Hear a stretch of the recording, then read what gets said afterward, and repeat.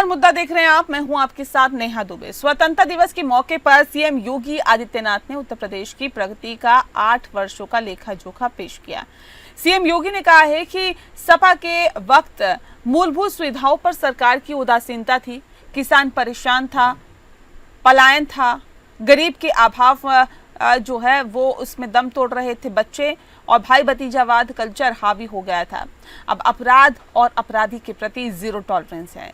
CM Yogi Adityanath ने कहा है कि पिछले 5 वर्षों ने यूपी अब बीमारू नहीं रह गया, बल्कि सरप्लस स्टेट के रूप में खुद को स्थापित कर रहा है। स्वतंत्रता दिवस के भाषण में कृषि, निवेश, वन डिस्ट्रिक्ट, वन प्रोडक्ट, शिक्षा और स्वास्थ्य, इंफ्रास्ट्रक्चर, कानून व्यवस्था, युवा और महिलाओं पर सीएम योगी आदित्यनाथ का खास फोकस रहा। हालांकि समाजवादी पार्टी योगी सरकार के आरोपों और उपलब्धियों को नकारती है और बीजेपी की सरकार को नाकाम सरकार बताती है, लेकिन इतना तो तय है कि सपा मुखिया अखिलेश यादव ने अपने बयान में भी इन्हीं चुनौतियों से निपटने के बारे में बात की है। मायने ये है कि चाहे सत्ता पक्ष हो या विपक्ष, फिलहाल दोनों ही चुनावी रणनीति इन्हीं मुद्दों को लेकर आगे बढ़ने की है। साथ ही साथ आपको बता दें कि फर्क इतना है कि जहां बीजेपी इस विकास को सांस्कृतिक राष्ट्रवाद के साथ जोड़ती है, तो वहीं सपा पीडीए यानी पिछड़ा, दलित और अल्पसंख्यक के फॉर्मूले के साथ आगे बढ़ रही है। अब देखना है कि लगभग समान मुद्दों पर कौन सा दल 2027 के विधानसभा चुनाव में जनता का भरोसा जीत पाता है।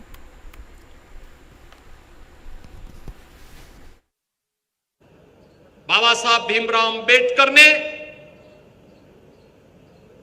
न्याय, समता और बंधुता के जिस उद्देश्य को लेकर के भारतवासियों को यह संविधान दिया था, यह संविधान अपनी देश के अंदर लागू होने के 75 वर्ष पूरे कर चुका है और 75 वर्ष की शानदार यात्रा के साथ भारत के संविधान ने हम सबको एकता के सूत्र में जोड़ने के जिस आह्वान के साथ हर भारतवासी का आह्वान किया है, हम सब बाबा साहब डॉक्टर भीमराव अंबेडकर के बनाए संविधान का सम्मान करते हुए, उनके प्रति आदर का भाव रखते हुए, उसके अनुसार अपने राष्ट्रीय कर्तव्यों के साथ जुड़े देश की स्वाधीनता दिवस का यह एक महत्वपूर्ण संकल्प हम सब उत्तर प्रदेश वासियों के लिए होगा।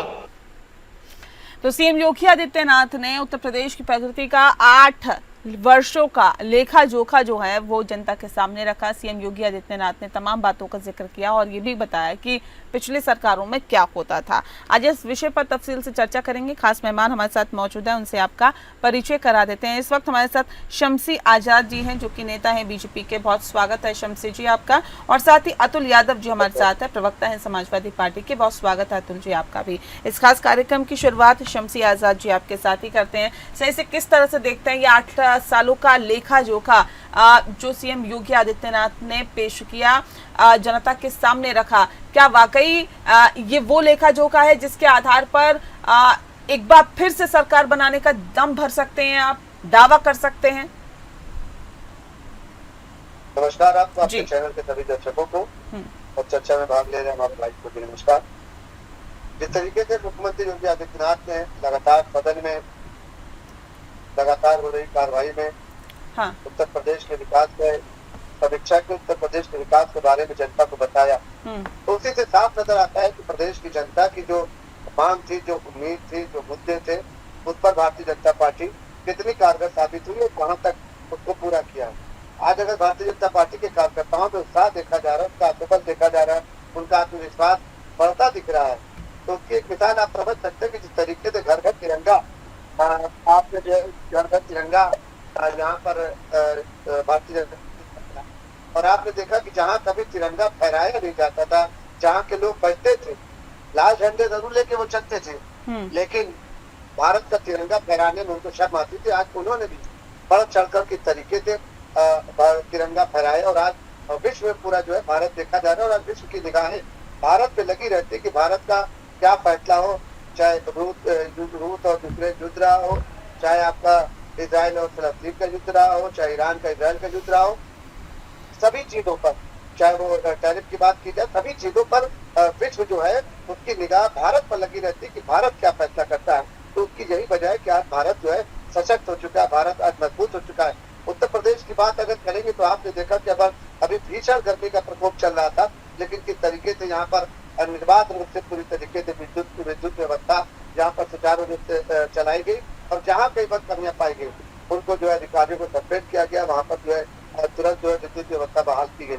अपराधियों के बारे में अगर कही जाए तो आज उत्तर प्रदेश में जहाँ पहले पूर्वांचल गाजियाबाद और गाजीपुर की तरफ महिलाएं सफर करने से डरती थी, उनके परिवार के लोग उनको मना करते थे कि नहीं पूर्वांचल की तरफ रात में नहीं जाना, अकेले नहीं जाना है, परिवार उत्तर से लेके जाना, संगठित होकर जाना है। तो आज आप देख सकती हैं कि कनेक्टिविटी की वजह से, सुरक्षा की वजह से आज महिलाएं और बेटियां अकेले यात्रा कर रही है, सफर कर रही है, और कहीं पर भी कोई बात नहीं है। जिस तरीके से बच्चे विद्यालय जाते थे तो डर रहता था परिवार वाले को कि बच्चे लौटेंगे कि नहीं, उनका कहीं अपहरण न हो जाए, आज वो चीजें खत्म हो गई है। छोटे से छोटा मकान बनता था तो माफिया गुंडा राज लेने के लिए पहुंच जाते थे, आज वो माफिया राज समाप्त हो चुका है। तो ये सारी चीजें उत्तर प्रदेश में जो कनेक्टिविटी है, आप देख लीजिए, उत्तर प्रदेश में जो एयरपोर्ट है उसको देख लीजिए, उत्तर प्रदेश में जो रोजगार के नए आयाम खुले उनको देख लीजिए, चिकित्सा, स्वास्थ्य, सारी चीजों के बारे में अगर आप देखेंगे तो कहीं न कहीं भारतीय जनता पार्टी ने अपने किए वादों को 80% पूरा किया, जिसकी वजह से आज प्रदेश की जनता चाहती है कि जिस तरीके से तीसरी बार देश में मोदी सरकार आई है, उसी तरीके से उत्तर प्रदेश में लगातार तीसरी बार योगी सरकार आएगी, हमारा आत्मविश्वास। ठीक है अतुल यादव जी, देखिए तो कह रहे हैं ये जो लेखा जोखा पेश किया है उसके आधार पर एक बार फिर से हम सरकार बना रहे हैं। कह रहे पहले की सरकारों ने क्या किया वो सभी ने देखा। सीएम योगी का भी कहना है कि सपा के वक्त तो मूलभूत सुविधाओं का टोटा था, सरकार में उदासीनता थी, किसान परेशान था, पलायन था, गरीबी के अभाव में जो बच्चे हैं वो दम तोड़ रहे थे, भाई भतीजावाद हावी था। ऐसे में अब तो हालात बहुत बेहतर हैं।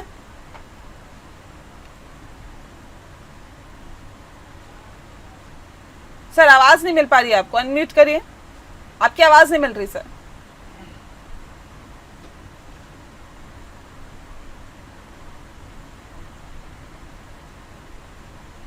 आवाज नहीं आ रही सर आपकी आवाज जी। जनता तक नहीं पहुंच पा रही तो सब्सक्राइब में क्या करेंगे? मोबाइल से अनम्यूट करिए वहां से। नहीं चलिए, नहीं पहुंच पा रही। एक बार फिर से हम संपर्क साधने की कोशिश आपसे करते हैं अतुल जी, लेकिन मैं एक बार फिर से आपका रुख करती हूँ शम्स जी। देखिए जो हालात और जो स्थितियां हैं, विपक्ष लगातार इन तमाम सवालों पर खड़े करता है सवाल, और ये कहता है कि देखिए बेरोजगारी अपने चरम पर है, महंगाई अपने चरम पर है, कानून व्यवस्था को जिसको ढोल पीटती है सरकार की कानून व्यवस्था बहुत बेहतर हो गई, दिन दहाड़े पुलिस कस्टडी में गोली मार दी जाती है, और उसके बाद अगर आप ये कहें कि नहीं जी देखिए जीरो टॉलरेंस की नीति है, हम तो जी अपराधियों पर लगाम लगा रहे हैं, हम तो बहुत बेहतर काम कर रहे हैं, बाढ़ के जो हालात है वो बता रहे हैं कि कितनी व्यवस्थाएं सरकार की थी, ऐसा तो नहीं है। कह रहे हर व्यवस्थाओं की पोल खुल रही है इस वक्त। जो अपराध संगठित रूप से किया जाता था, कि एक काफिला चलता था, बंदूक की संगीने गाड़ी की खिड़कियों से बाहर रहती थी, विशेष नंबर की गाड़ियां चला करती थी, उनके लोग अपना मार्केट से वसूली किया करते थे, तो वो सारी चीजें तो आज समाप्त हो चुकी है। अब किसी की जाति दुश्मनी है, किसी का आपसी झगड़ा है, अगर उसने अपराध किया है पहले से अगर पता हो तो सरकार उनको तुरंत रोक ले। जब तक अपराध होने जाता सरकार को पता नहीं चलता। अपराध होने के बाद क्या किसी अपराधी को छोड़ दिया गया? तो अब ये बताइए क्या उनको सजा नहीं दी गई? आपने देखा कि अभी लखनऊ में 3-4 वारदातें ऐसी हुई है जिसमें छोटी बच्ची से बलात्कार की बात भी थी, हत्या की बात भी थी, अपहरण की बात भी थी, लेकिन उसमें तुरंत उत्तर प्रदेश सरकार ने उसकी पुलिस ने किस तरीके से त्वरित रूप से कार्रवाई किया और उनका बाकायदा एनकाउंटर किया। कई लोग मारे गए, कई लोगों के पैर में गोली लगी और उसके बाद उनको जो है सलाखों के पीछे भेजा गया। ठीक है, मैं लौटती हूँ शम्सी जी। अतुल जी अभी हमारे साथ जुड़ गए। अतुल जी आवाज मिल रही है आपको? जो 8.5 साल के माननीय योगी जी की सरकार हो चुकी है, और माननीय योगी जी की सरकार में कहीं पे भी उत्तर प्रदेश में ऐसा कोई कार्य ना हो जो भारतीय जनता पार्टी गिना पाए। और भारतीय जनता पार्टी के द्वारा हमेशा जाति की राजनीति करी गई, धर्म की राजनीति करी गई और पिछड़ों, दलितों, अल्पसंख्यकों का शोषण किया गया। और उत्तर प्रदेश में अगर आप देखेंगे, अभी हमारे भाजपा के साथी बता रहे थे बलरामपुर में दौड़ती सड़क पर एक बालिका भूख बधिर भाग रही है, उसके साथ दुराचार की घटना हुई। ये 3-4 दिन की घटना है, कोई बहुत ज्यादा दिन की घटना तो नहीं है। उत्तर प्रदेश में अपराधी के हौसले इतने बुलंद हैं कि सड़क पर दौड़ा करके बालिका के साथ उसको ले जाकर के उसके साथ दुराचार किया गया। तो ये कहाँ पे, लखनऊ से जो बलरामपुर है बहुत ज्यादा दूरी पे तो नहीं है, और एसएसपी ऑफिस और डीएम ऑफिस और वहाँ पे जो चौकी है मतलब वहाँ पे चौकी के पास की घटना है। तो उत्तर प्रदेश की जो जनता है वो सब देख रही है, समझ रही है। उत्तर प्रदेश में जो माननीय योगी जी के शासनकाल में किसानों को खाद नहीं मिल पा रही है, और पुलिस जो है ना वहाँ पुलिस को लगना पड़ रहा है। तो उत्तर प्रदेश में किसानों की समस्याएं जस की तर्ज है, और इनके शासनकाल में 15-15, 16-16 पेपर आउट हो गए, और भाई ये बखानबाजी कर रहे हैं। 8.5 साल की सरकार में कितने सारे पेपर आउट हुए, और ये जनता ही देख रही है कि मतलब उत्तर प्रदेश में युवा है वो बेरोजगार है, और उसको रोजगार नहीं दे पा रहे हैं। माननीय योगी जी के शासनकाल में पुलिस जो है ना, यही उत्तर प्रदेश के माननीय योगी जी हैं जिनके यहाँ पुलिस जांच देके कार्रवाई करती है। शासन प्रशासन में बैठे लोग, सचिवालय में बैठे लोग, और विभिन्न विभागों में बैठे लोग जाति देखकर क्या लिखते हैं, विशेष जाति यादव, विशेष धर्म मुस्लिम। ये कहाँ का सरकारी कागज बन गया? उस सरकारी कागज भले उस अधिकारी को सस्पेंड कर दिया गया हो, लेकिन सरकार की मंशा पे प्रश्न उठता है कि ये जाति देख के कार्रवाई करती है और धर्म देख के कार्रवाई करते हैं, इनसे कोई छिपा नहीं है। वो अधिकारी की इतनी हिम्मत कैसे हुई? हम 78 साल स्वतंत्रता मना चुके हैं और 79 और बढ़ रहे हैं, लेकिन उसके बावजूद भी आप देखेंगे सरकार की क्या स्थितियां हैं। जाति देख के कार्रवाई, ये कौन से संविधान में लिखा हुआ था कि जाति विशेष? क्या किसी ने कब्जे की बात आती है केवल एक जाति ने करा हुआ है, एक धर्म ने करा हुआ है? ये किस टाइप की संविधान के विपरीत कार्य कर रही है। कार्रवाई हुई ना सरकार की तरफ से, कार्रवाई की गई ना उस पर?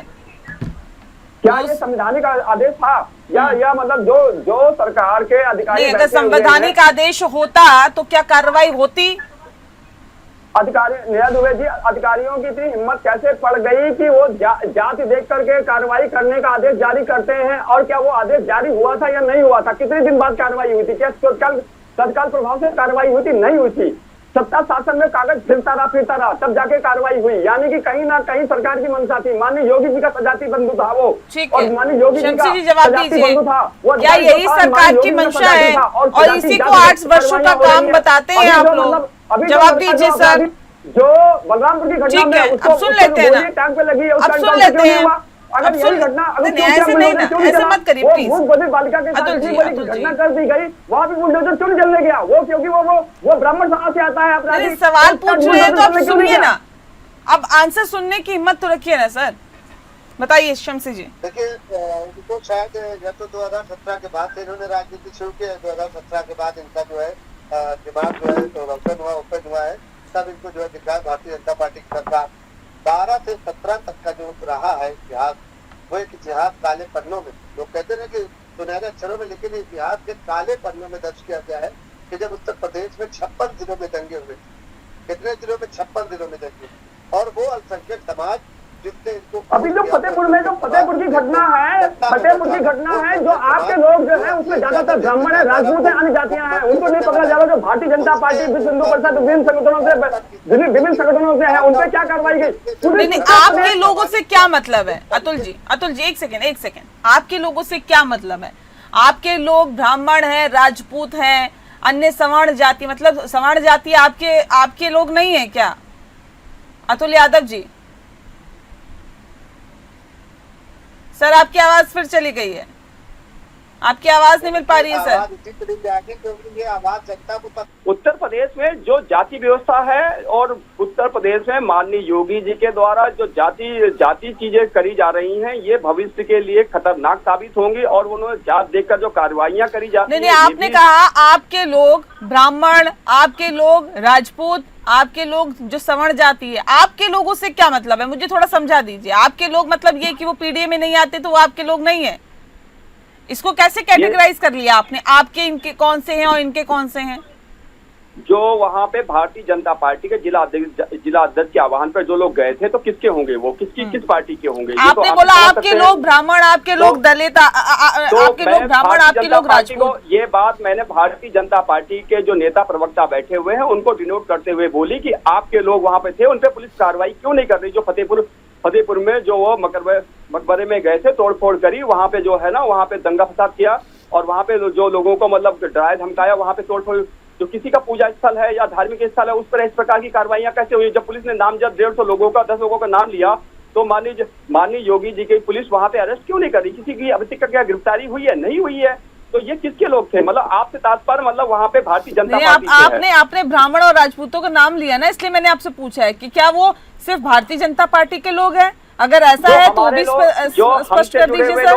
जो समाजवादी पार्टी से जुड़े हुए लोग हैं वो कभी भी वो समाजवाद में विचार समाजवादी पार्टी की जो हमारी जो अनुशासन है उसमें रहते हैं, ना कि वो कभी किसी इस प्रकार की घटनाओं में रहते हैं। जो भी चाहे वो हमारे चाहे पीडीए का ही अंग है, अपर कास्ट के जितने भी हमारे पार्टी से जुड़े हुए लोग हैं वो समाजवादी विचार के साथ चलते हैं, लोहिया जी के विचारों के साथ चलते हैं और सभी धर्मों का आदर करते हैं, सभी धर्मों का सम्मान करते हैं, चाहे वो हमारी पिछड़ी जाति के हों, चाहे उसमें दलित समाज के हों, चाहे अल्पसंख्यक समाज के हों, चाहे वो उसमें अपर कास्ट के हों, उसमें ब्राह्मण भी हैं, राजपूत भी हैं, अन्य कास्ट भी सभी लोग हैं। लेकिन जो लोग अन्य जो दलों जो इस टाइम सत्ताधारी दल से जुड़े हुए लोग हैं किस प्रकार की भावना रखते हैं, उन्होंने जाकर के उस मकबरे में तोड़फोड़ करी, तो क्या यह उचित है? क्या पुलिस ने उन पर कोई कार्रवाई ये तो कह रहे हैं ना कि आपके दौर में, आपके वक्त में आप अपराध और अपराधी दोनों ही बेलगाम थे, किसी का कोई कंट्रोल नहीं था। ये जो मीडिया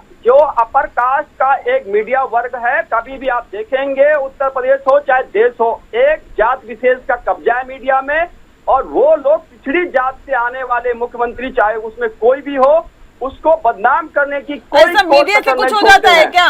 आम जनता में क्या छवि जा रही है, बात तो उसकी है ना। कभी भी मैं खुल के बोलता हूँ, अगर हम मीडिया उठा के कोई सा भी देख लें उसमें वही बात, अब आपसे कुछ नहीं हो पाया तो घूम फिर के मीडिया पे आ जाइए। मीडिया क्यों नहीं, मीडिया तो दिखाता है ना। मीडिया क्या दलित कितने दलित अपना चैनल आपने खोल लिया, यूट्यूब चैनल, उस पर चलाइए ना जो चला पाए। आपने जो यूट्यूब चैनल खोला है उस पर चला लीजिए जो आप चलाना चाहते हैं, वो तो आपका खुद का चैनल है ना, उस पर चला लीजिए। ऐसा तो नहीं है कि जो उत्तर प्रदेश की जनता है, देश की जनता है, वो ना समझ रही हो या जान नहीं रही हो। कुछ गलत दिखाया जा रहा है तो आप उसके खिलाफ एक्शन ले लीजिए ना, कानून का दरवाजा खटखटाइए, अदालत चली जाइए। कौन सा चैनल गलत दिखा रहा है, आप उसके खिलाफ आवाज उठाइए। सारा ठीक है, आप चैनलों पे फोड़ देंगे। बता दीजिएगा क्या चैनलों में अभी भी अपर कास्ट मुद्दे से मत भटकिए सर, मुद्दे से मत भटकिए। नहीं, अपराध और अपराधी बेलगाम थी, ये मैं नहीं कह रही हूँ, ये तो सत्ता पक्ष कह रहा है। जातियों के उतने लोग मीडिया में हैं, वही बात घूम फिर के फिर मीडिया में है, मीडिया में कर रहा हूँ। क्या उतने लोग मीडिया में हैं? नहीं है ना। मीडिया में कौन है, उससे आपको क्या करना है सर? मुझे ये बताइए ना, मुझे ये बताइए ना। ये तो कह रहे हैं कि अपराध और अपराधी दोनों बेलगाम थे, यादवों का बड़ी बड़ी पोस्ट पर कब्जा था। अब बताइए, जरूरत नहीं है मुझे। अब बताइए सर कि यादवों को जो 10वीं पास भी नहीं है उनको नौकरी दी जा रही थी शिक्षक की। कभी ऐसा नहीं हुआ है। यादवों में आप मेरी जात को बदनाम करने के लिए आपका चैनल बैठा हुआ क्या? या यादवों में पढ़े लिखे लोग? मैं नहीं कह रही हूँ, ये मैं नहीं कह रही हूँ सर। अभी सुप्रीम कोर्ट में योगेंद्र यादव जी ने कितनी अच्छी बहस करी। क्या बात करते हैं आप लोग? यादव के पीछे पड़े रहते हैं आपका चैनल। मैं ये नहीं कह रही हूँ, मैं ये नहीं कह रही हूँ सर। आरोप आप लोगों पे लगते हैं। नहीं, आपने कैसे कह दिया यादवों का 10वीं पास? सर मैं आरोप की बात कर रही हूँ। आपका चैनल क्या यादव अतुल जी चिल्लाने से हो जाएगा क्या? आप अपने आप को सही साबित कर लेंगे? ये मैं नहीं कह रही हूँ, मेरे कहने से थोड़ी ना कुछ हो जाएगा। आज जन्माष्टमी का दिन है, आप तो यादव ब्राह्मण लोग यादव पीछे पड़े हुए हैं, अयंकर यादव पीछे पड़े हुए हैं। ये कोई अच्छी बात है नेहा दुबे जी? अतुल जी चिल्लाने से आप अपने आप को सही और मुझे गलत साबित कर देंगे क्या? मेरा सीधा सा सवाल ये है कि आरोप लगते हैं आप लोगों। अब सुनिए ना, सवाल सुनिए ना, सवाल नहीं सुन रहे हैं आप। आरोप आप लोगों पर लगते हैं कि आपने एक विशेष जाति को, एक विशेष धर्म को सहूलियत दी। कभी नहीं दी। हमारे जो लैपटॉप बांटे गए, क्या उसमें ब्राह्मण को बच्चे नहीं थे? क्या राजपूत समाज के बच्चे नहीं थे? क्या दलित समाज के बच्चे नहीं थे? ठीक है शमसी जी, क्यों फिर आप लोग ये आरोप लगाते हैं? ये तो कह रहे हैं हमने सभी को तवज्जो दी है, आप लोग क्यों ये आरोप लगाते हैं? लखनऊ आगरा शहर से क्या यादव ही चल रहे हैं? क्या मुस्लिम चल रहे हैं? उसमें ब्राह्मण नहीं चल रहे, राजपूत नहीं चल रहे? क्या कौन सी जाति नहीं चल रही उसपे? ठीक है जवाब दीजिए शमसी जी जल्दी से। देखिए बाकायदा आपने देखा होगा इससे पहले तो मुख्यमंत्री योगी आदित्यनाथ ने बाकायदा सदन में दिखलाया था कि तरीके से 56 जिलों में अधिकारी जो थे वो इसी वक्त थे। थानों की लिस्ट भी जारी की गई थी और जिलाधिकारियों की भी लिस्ट जारी की गई थी, पुलिस अधीक्षक की भी लिस्ट जारी की गई थी कि एक विशेष वर्ग को लगातार जो है जो है प्रमोट किया जा रहा था और उन्हीं को गति दी गई। अब इस बात इनकार नहीं कर सकते क्योंकि वहाँ बाकायदा लिखित रूप में होता है कि आप किस तरह में 2012-17 तक का अगर रिकॉर्ड निकालेंगे तो आपको बिल्कुल साफ दिखेगा। रह जाती है बात इनके कार्यकर्ताओं की, इनके कार्यकर्ता किस तरीके से आपने देखा होगा तो विधानसभा में इनके बड़े अच्छे मुख्य सचेतक जैसे मनोज पांडे जैसे अभय सिंह जैसे लोगों ने किस तरीके से इनके ऊपर जो है करारा तमाचा मारा, भारतीय जनता पार्टी को वोट किया और जय श्री राम का नारा भी लगाया। बाद में इन्होंने बहुत समय के बाद उनको जो है पार्टी से निष्कासित किया, लेकिन आज भी वो विधायक बने हुए। तो इस तरीके के लोग स्वामी प्रसाद मौर्य को ये भूल जाते हैं क्या स्वामी प्रसाद मौर्य ने सनातन धर्म की, हिंदू धर्म की आस्था को ठेस नहीं पहुंचाया था, लगातार ठेस पहुंचाया था और उनका उसको जवाब भी मिला कि लगातार जगह जहाँ भी जा रहे हैं, कहीं जूतों से, कहीं थप्पड़ से, कहीं जो है अब शब्दों से उनका स्वागत अभी भी किया जा रहा है क्योंकि अभी भी उनकी छवि समाजवादी पार्टी के कार्यकर्ता की है, उससे वो बात नहीं पा रहे हैं। और उसके बाद अगर आप देखेंगे तो ये सवर्णों पर आरोप लगा रहे हैं, ये क्या कहते हैं ठाकुरों पर और पंडितों पर आवाज उठा रहे हैं। अरे अपनी पार्टी से निकाल दीजिए भाई को, आगे आप जो है ठीक है सर, ठीक है। देखिए आरोप प्रत्यारोप के दौर में अब उसके बाद 2027 के विधानसभा चुनाव में वाकई किसकी फतेह होती है, क्योंकि उसके लिए आप सभी जोर आजमाइश कर रहे हैं, किसकी फतेह होती है और जनता में क्या संदेश किस बात का जा रहा है वो जनता को तय करना है और जनता किसको चुनती है ये आने वाला वक्त बता देगा। बहुत शुक्रिया आप दोनों मेहमानों का हमारे साथ इस खास चर्चा में शामिल होने के लिए। मुद्दा में फिलहाल के लिए इतना ही, मुझे दीजिए इजाजत, नमस्कार।